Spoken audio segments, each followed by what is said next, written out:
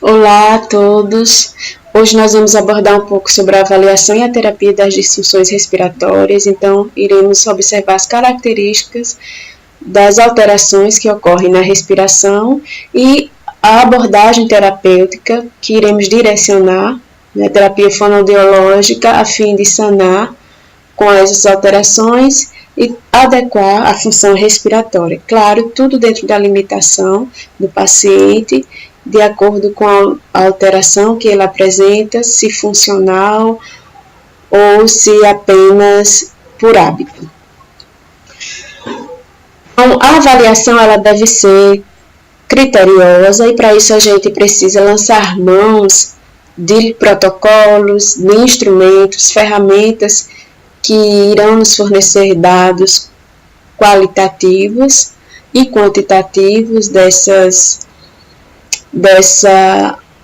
função respiratória. Então, nós vamos ter que analisar o tipo, o modo respiratório, as características dos órgãos fonoarticulatórios, a oclusão do paciente também, que é imprescindível, se há ou não obstrução nasal. Então, para isso, nós vamos contar com a equipe multidisciplinar, o otorrino que trará informações a respeito de obstruções na cavidade nasal, se há alguma hipertrofia de cornetos, um adenoide, ou um desvio de septo, ou algo mais que possa interferir na qualidade respiratória desse paciente.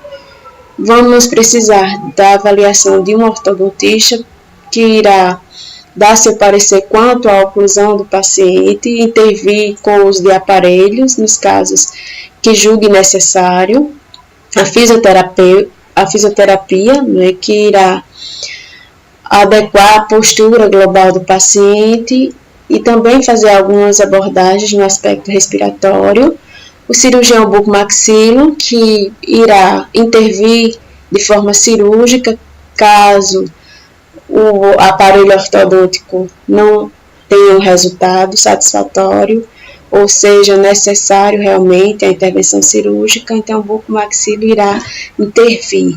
O alergologista, para o tratamento de possíveis antígenos ou fatores que provoquem alergia no paciente e com isso a produção excessiva de secreção ou até mesmo a obstrução nasal.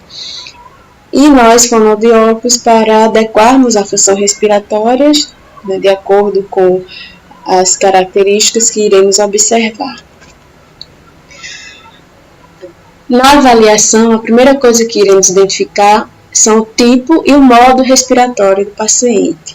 Então, ao entrar na sala, no consultório, a gente já vai poder observar, né, quando esse paciente adentra o nosso consultório, o modo respiratório. Então, nós vamos observar se o paciente permanece muito tempo com os lábios abertos, ou se ele consegue respirar tranquilamente pelo nariz, com os lábios sempre vedados. E aí a gente já classifica em modo nasal, oral, oronasal. Então, nasal é quando o paciente tem a respiração predominantemente pela cavidade nasal, então os lábios vão permanecer a maior parte do tempo ou todo o tempo ocluídos. O modo oral é ao contrário, quando ele não consegue respirar pelo nariz, exclusivamente pelo nariz, ele fica com os lábios entreabertos todo o tempo, necessitando de uma fluidez de fluxo aéreo apenas pela cavidade oral.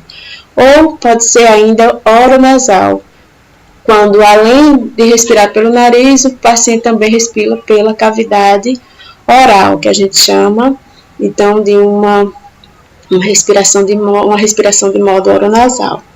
E para isso a gente faz um teste muito simples e rápido, que é o teste do gole de água, que é feito no momento em que a gente solicita que o paciente segure um gole de água na boca e permaneça por pelo menos 3 minutos, sem deglutir. Caso o paciente consiga ficar um tempo superior a 2 minutos, nós já identificamos que aquela respiração é do modo nasal, ou seja, ele não precisou abrir a boca, não precisou deglutir para respirar pela boca, pela cavidade oral, então ele consegue respirar tranquilamente pelo nariz.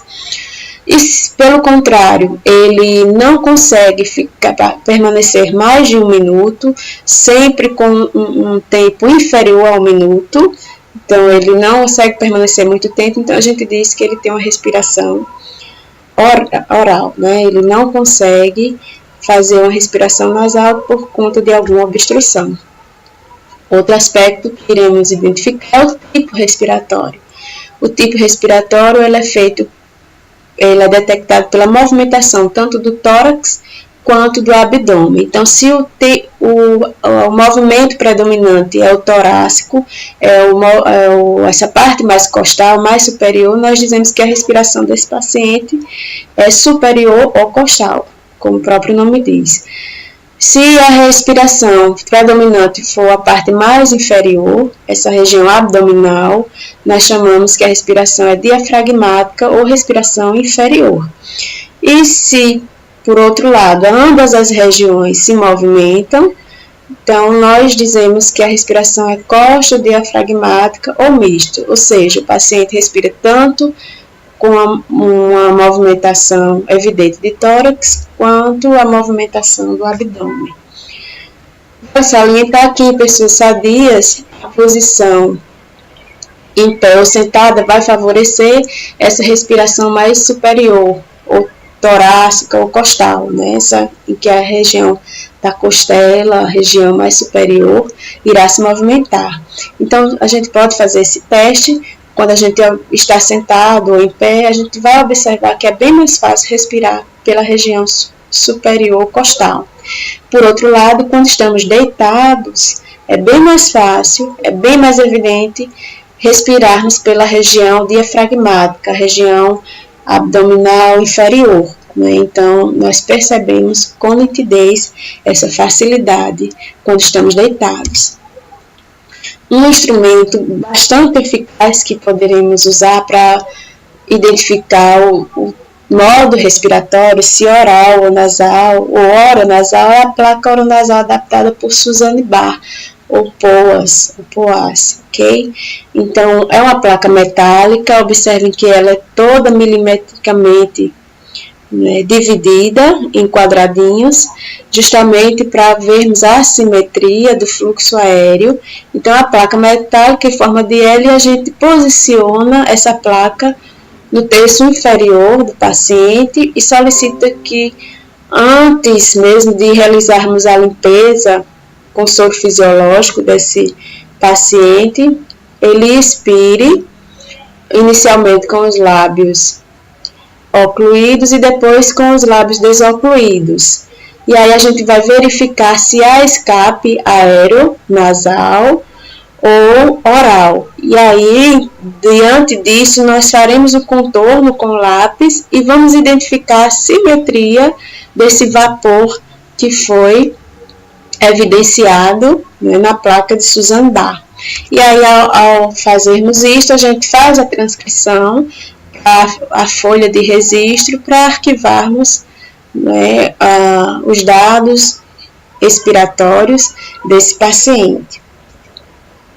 Também podemos utilizar o espelho milimetrado de Altman, que é um espelho voltado para o registro desse fluxo aéreo nasal, e nele nós vamos também, da mesma maneira, identificar a simetria que ocorre nesse fluxo aéreo.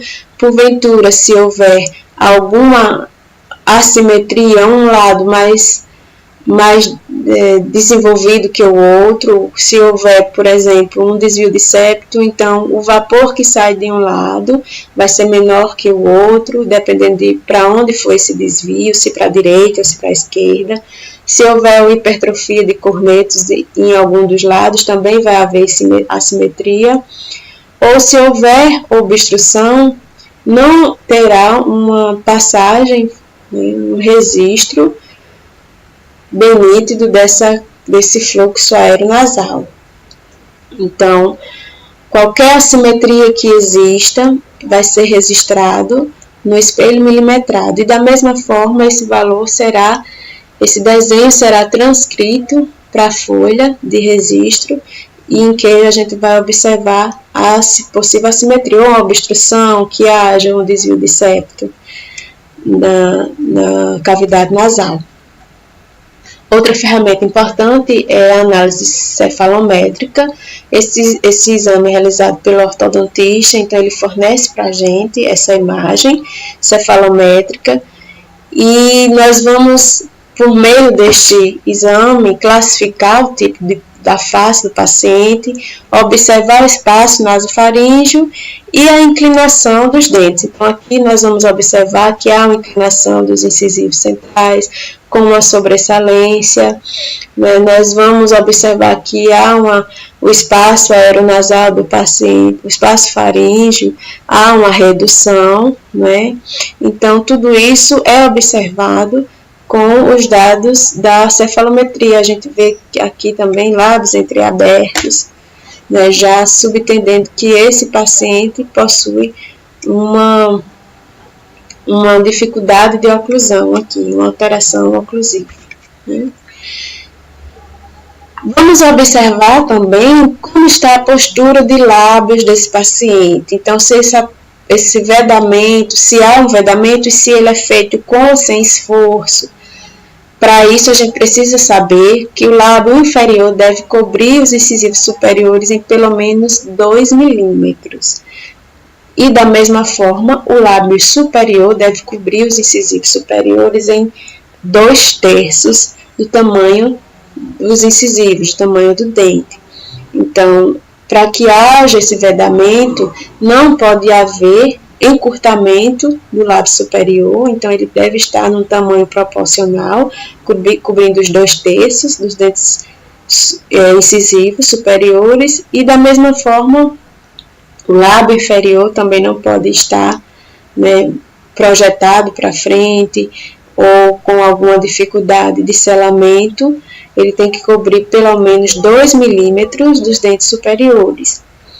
E nós vamos observar se vai haver uma contração perioral desses indivíduos, se vai haver uma contração de mento também, que a gente já vai subentender que houve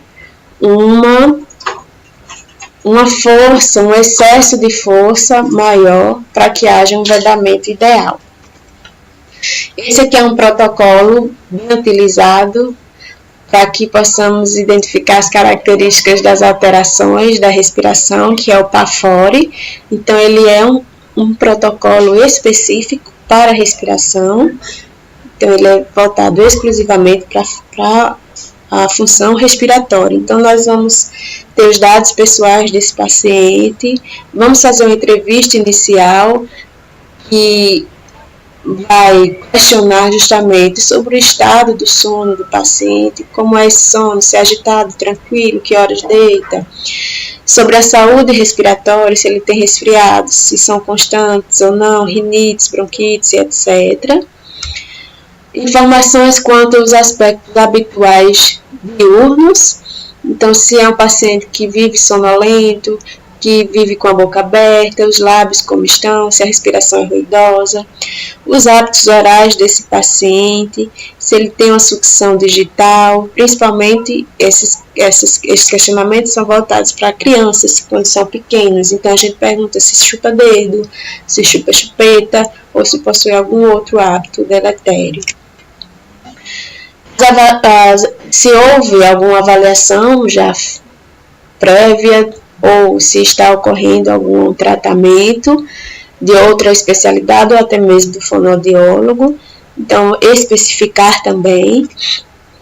E por fim, nós vamos dar início ao exame clínico propriamente dito. Então, desde a postura corporal, posição de cabeça, de ombros, na visão anterior, posterior, de perfil. Vamos avaliar a questão da morfologia orofacial, então nós vamos avaliar a face do paciente, região extraoral, o tipo de face, a região orbitária, a região nasal quanto ao tamanho do nariz, aspecto das narinas, o ângulo nasolabial.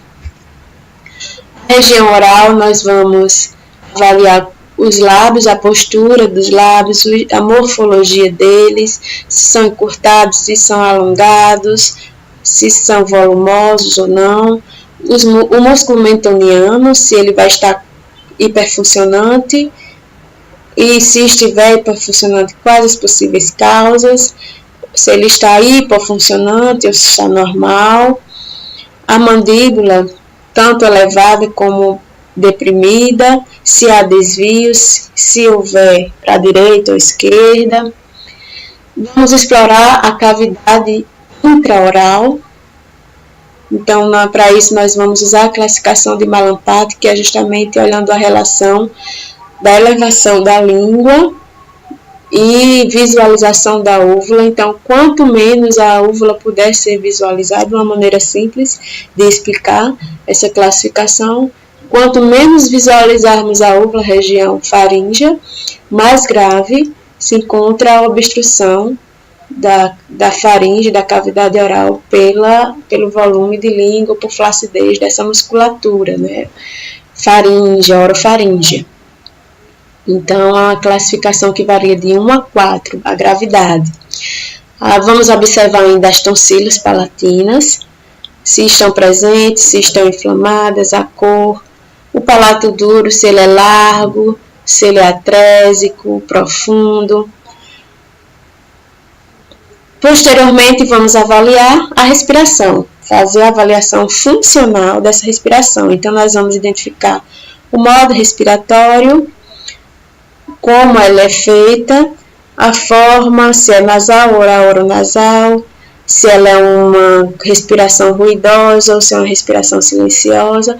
Observe que cada setor observado, cada seção observada, existe um score. E esse score, essa pontuação, será somada ao final e dará um resultado, se melhor ou pior. O melhor resultado sempre é igual a 0. O pior sempre irá dar uma numeração máxima, um valor máximo daquela seção. Então, para dar um resultado 0, não haveria alteração nenhuma em nenhum dos itens.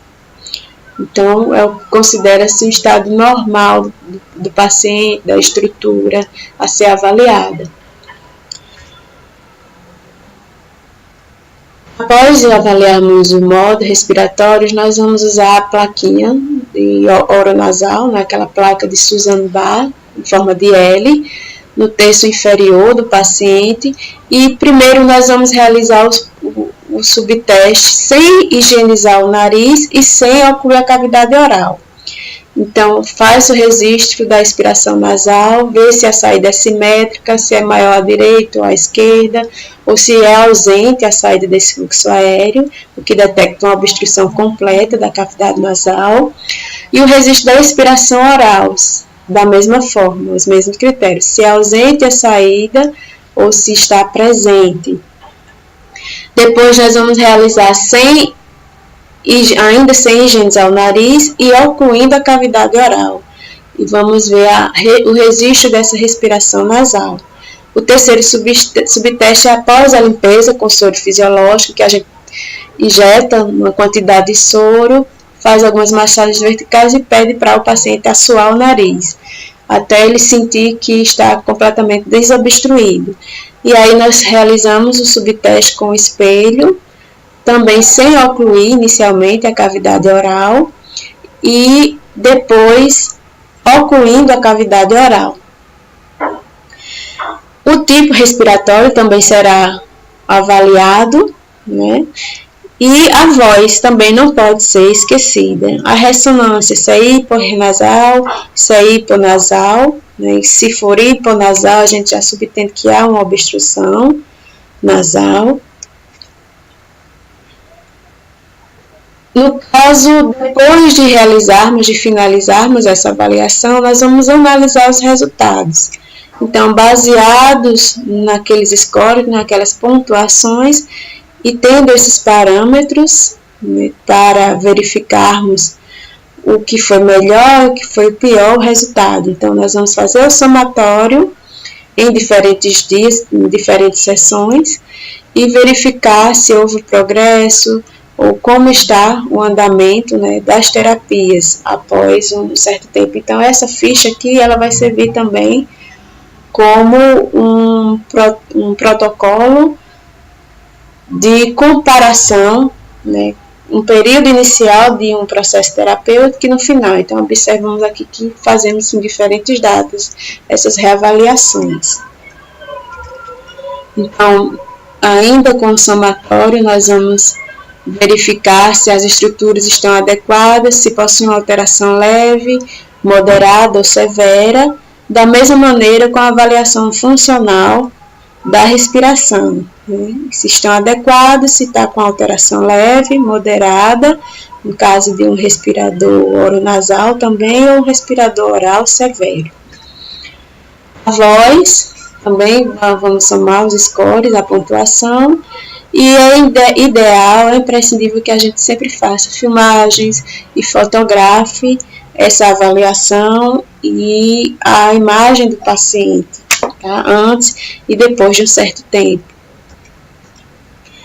E por fim, nós iremos dar o nosso parecer, a nossa conclusão, o prognóstico e realizar alguns encaminhamentos que serão necessários para aquele paciente ou com alguma informação adicional para o nosso processo terapêutico.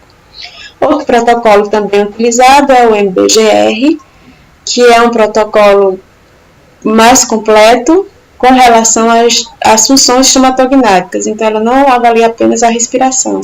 Vejamos que ele traz apenas esse pequeno setor que fala da respiração. Então, a gente vai classificar o tipo, o modo respiratório, o fluxo nasal com o espelho milimetrado de Altman. Então, ao chegar ao consultório, sem fazer a limpeza, como está esse fluxo aéreo? E após a limpeza também está reduzido à direita ou à esquerda. E o teste de gole de água que a gente vai fazer e marcar aqui se o paciente conseguiu ficar mais de 2 minutos ou menos de 1 minuto. Ok? Ao realizarmos a terapia, a avaliação, nós vamos iniciar a terapia. E aí, para isso, vamos ter o objetivo, primeiramente, de instalar a respiração nasal no paciente. Muitas vezes o paciente é um respirador oral ou oronasal e nós, ao detectarmos a alteração, nós vamos adequar a forma como esse paciente respira. E para isso é necessário que as condições anatomofuncionais, anatômicas da face, a estrutura crâniofacial dele esteja adequada, esteja permissiva, né, à instalação da respiração nasal, porque de nada adianta nós queremos que o paciente faça um bom vedamento labial se ele não tem uma arcada dentária harmônica que permita esse vedamento. Então, antes de mais nada, precisamos corrigir as alterações, os impedimentos de um vedamento labial para depois iniciarmos a nossa terapia. E a gente vai iniciar o nosso trabalho de acordo com a queixa do paciente. Então, a terapia vai ser em cima do que mais perturba, do que mais incomoda aquele paciente. Então, antes de cada terapia, a gente vai fazer a limpeza nasal. Não adianta fazer com o nariz obstruído, cheio de secreção. Se o paciente quiser já vir de casa com o nariz desobstruído, melhor ainda. Se não, a gente tem que fazer no próprio consultório essa limpeza. Registrar no espelho milimetrado. E com essa limpeza, quando o paciente está com a cavidade nasal livre, ele vai perceber o uso do nariz adequado. Então, ele vai sentir o ar fluir de maneira mais eficaz, vai ter a sensação do ar realmente passando pela cavidade nasal. Antes de mais nada, vamos também buscar o equilíbrio da musculatura orofacial, já que sabemos que de nada adianta tentar instalar um bom vedamento labial ou uma respiração nasal se o paciente não tem uma musculatura forte, se ele tem uma musculatura flácida, principalmente a elevadora da mandíbula, que impede que ele tenha um fechamento adequado desses lábios. Então, é necessário adequar essa musculatura elevadora da mandíbula e também a musculatura perioral, né, que irá facilitar o vedamento labial. E para isso a gente vai utilizar exercícios isométricos, isotônicos e exercícios de contra-resistência.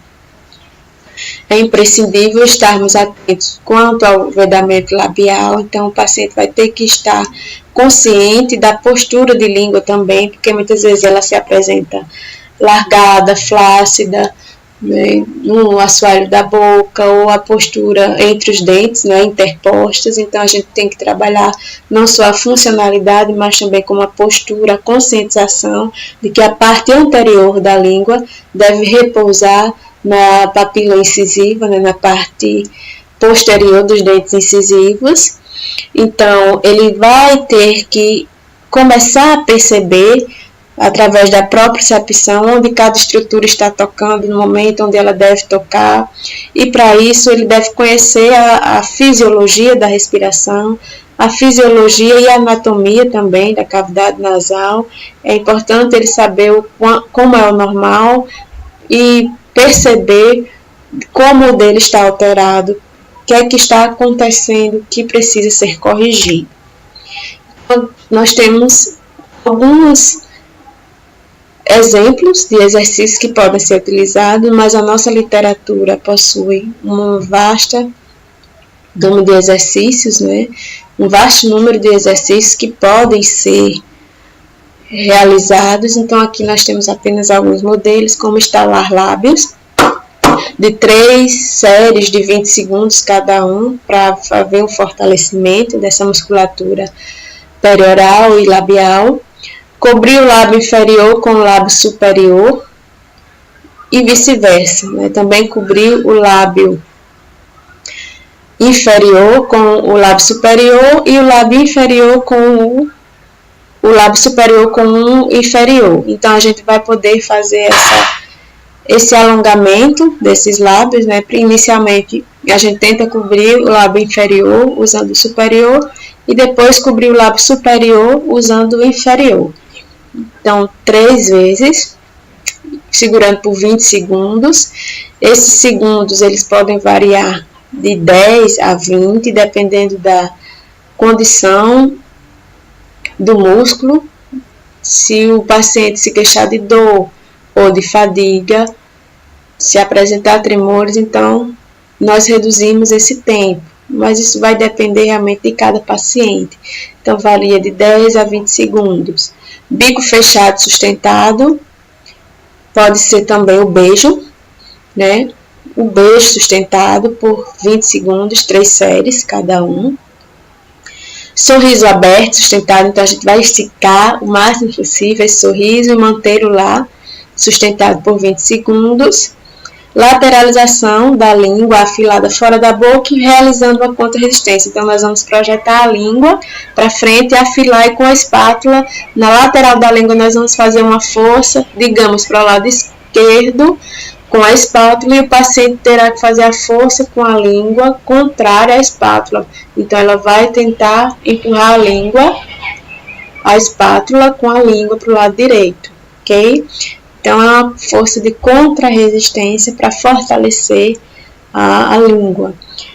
Mesma coisa pode ser feita com a bochecha. Então, introduzimos uma espátula na bochecha, né, por dentro da boca, dentro da cavidade oral, e empurramos para fora essa bochecha. O paciente tentará fazer uma força contrária, empurrando para dentro, né, fazendo com que haja essa contra-resistência entre a espátula e a bochecha. Também 3 vezes durante 10 segundos. Soltura da musculatura antagonista orbicular dos lábios. Nós, com os dedos indicador e médio, nós vamos tentar fazer o fechamento dos lábios, enquanto o paciente tentará fazer uma força contrária, abrindo os lábios. E nós fazendo a força contrária de fechamento.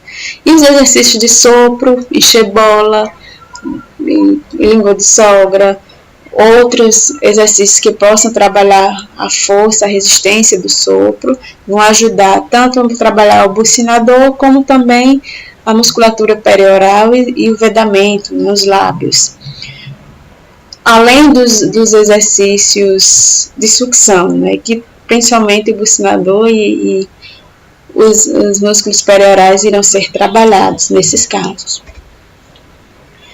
É importante trabalharmos também a força mastigatória, então não pode ser esquecida a função mastigatória, a força mastigatória. Então utilizaremos várias consistências mais sólidas, mais resistentes, para aumentar essa força mastigatória, que pode ser também utilizada com garrote de látex, né?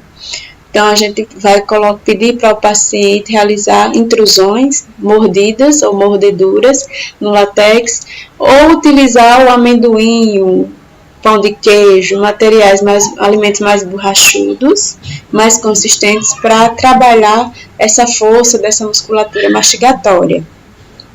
Lembrando que pacientes que possuem disfunção temporomandibular não devem trabalhar com o garrote ou alimentos muito consistentes, porque isso pode afetar seriamente, trazer danos para essa disfunção da ATM. Fortalecimento da musculatura elevadora da mandíbula também será feito tanto por exercício de contrarresistência, de abertura e fechamento da mandíbula, como também por esses exercícios de força mastigatória. E é importante trabalharmos no caso de respiradores orais, no caso de pacientes que têm alterações da respiração, o olfato e o paladar. Ambos estão juntos, né, e devem ser trabalhados. O olfato nós vamos utilizar de vários aromas, cheiros fortes, cheiros suaves, agradáveis e desagradáveis, para estimular essas células olfativas, e o paladar também. Vamos trabalhar com salgado, doce, amargo, azedo e alimentos sem sabor. Lembrando que esse tratamento é feito com a detecção, o paciente tentará identificar, na verdade, o cheiro e o sabor com os olhos fechados. Então, ele não pode enxergar o alimento que está sendo testado, nem o aroma a ser sentido, né? Então ele vai ter que identificar sempre com os olhos fechados.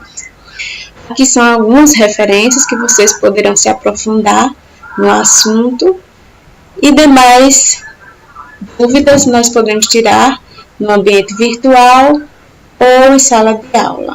Então até lá, um abraço a todos e fiquem com Deus.